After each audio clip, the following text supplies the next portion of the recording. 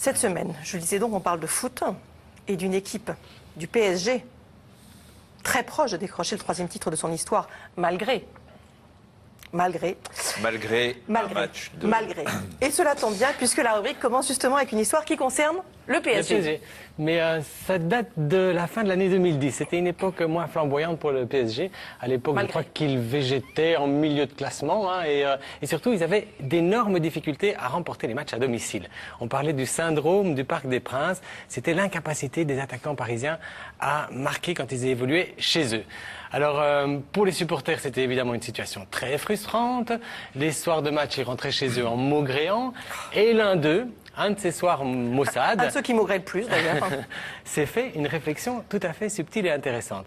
Et je propose de lui laisser la parole puisqu'il est sur ce plateau et que ce supporter frustré... C'est une exclusivité, c'est la première fois qu'il vous le dira. C'est vous, Michel. Alors que vous êtes-vous dit? Alors effectivement, ce soir-là, ils tiraient tous à côté, les joueurs du PSG. C'est pas la première fois, mais bon. Et je me suis dit, bon,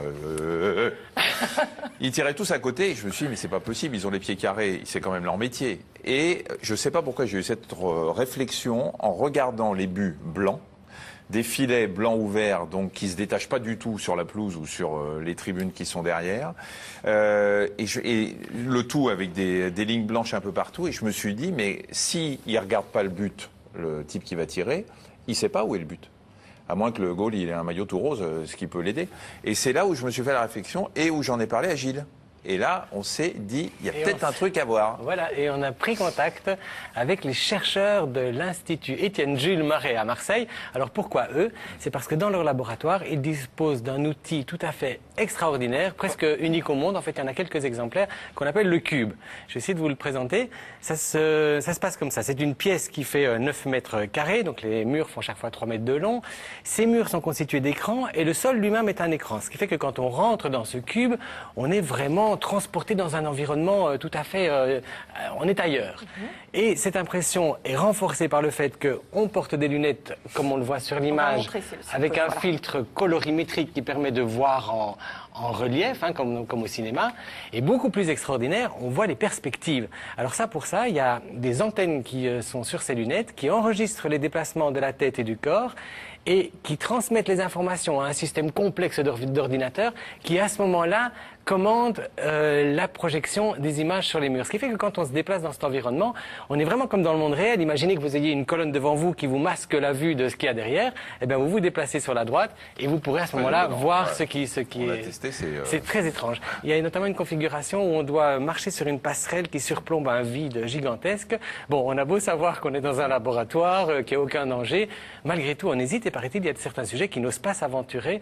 Moi qui ai peur du vide, je peux vous dire que quand je l'ai fait, j'avais peur de tomber. Voilà, et donc c'est un outil formidable pour tester justement toutes ces situations où on se sert des informations visuelles pour adapter son comportement. Donc ici, en l'occurrence, voir si la couleur des montants peut avoir une influence sur le comportement des joueurs de foot. Alors cette question est absolument fascinante, vous en conviendrez, David.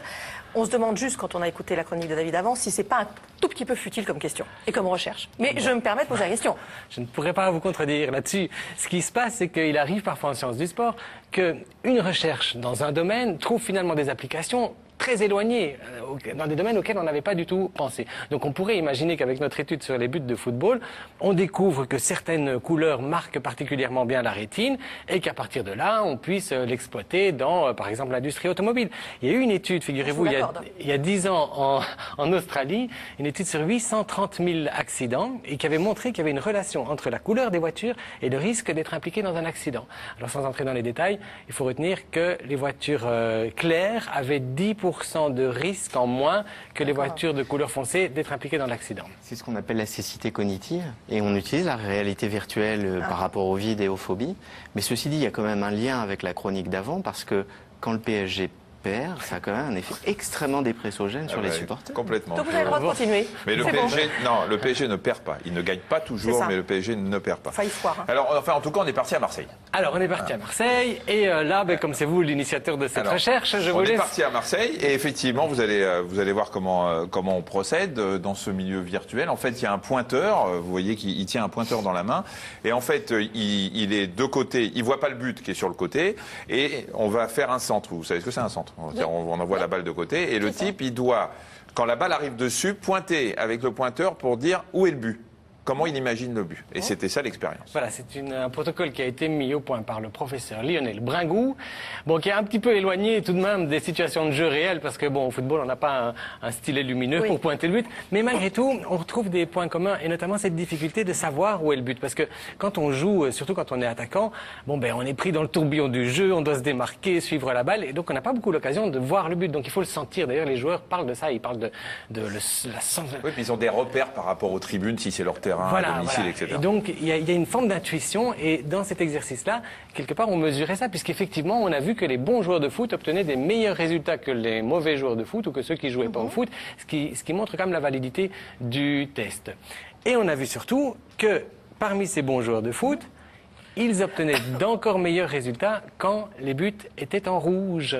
Ce qui est tout à fait intéressant, parce qu'effectivement, ça montrait qu'il y avait un impact visuel de la couleur de ces buts sur le comportement des attaquants. Alors, est-ce que cette découverte marque un premier pas vers une évolution du foot qui verrait peut-être dans l'avenir... Surtout que les autres sports, le hand, le hockey, tous les autres sports, ils ont des buts de couleur. Le hand, ils sont rouges et blancs. Le hockey sur glace, ils sont rouges. Le beach soccer, donc le football sur sable que vous voyez ici, ils sont jaunes.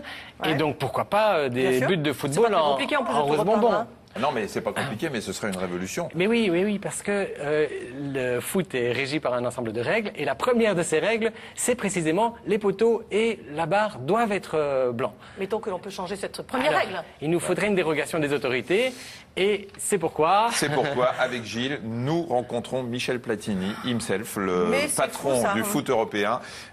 Début juin, on va aller chez lui là-bas en Suisse pour le rencontrer et lui proposer de faire des essais. Je pense que Michel va s'absenter au moins 2 semaines pour ce rendez-vous. En tout cas, je suis faut content. Le préparer avant et s'en remettre. Rencontrer Michel Platini pour un amateur de foot. Et on va lui demander si on peut pas mettre en place une expérimentation quelque part dans une grandeur nature, quoi, où à ce moment-là, on peindrait vraiment des buts et puis on dirait. Imaginez, on révolutionne le foot mondial. Dingue. Et le PSG gagne tout le temps. Non, mais le PSG, ça y est, il n'y a pas besoin de mettre des buts de couleur. Enfin, j'espère. Merci beaucoup, Merci. Gilles, c'était très bien.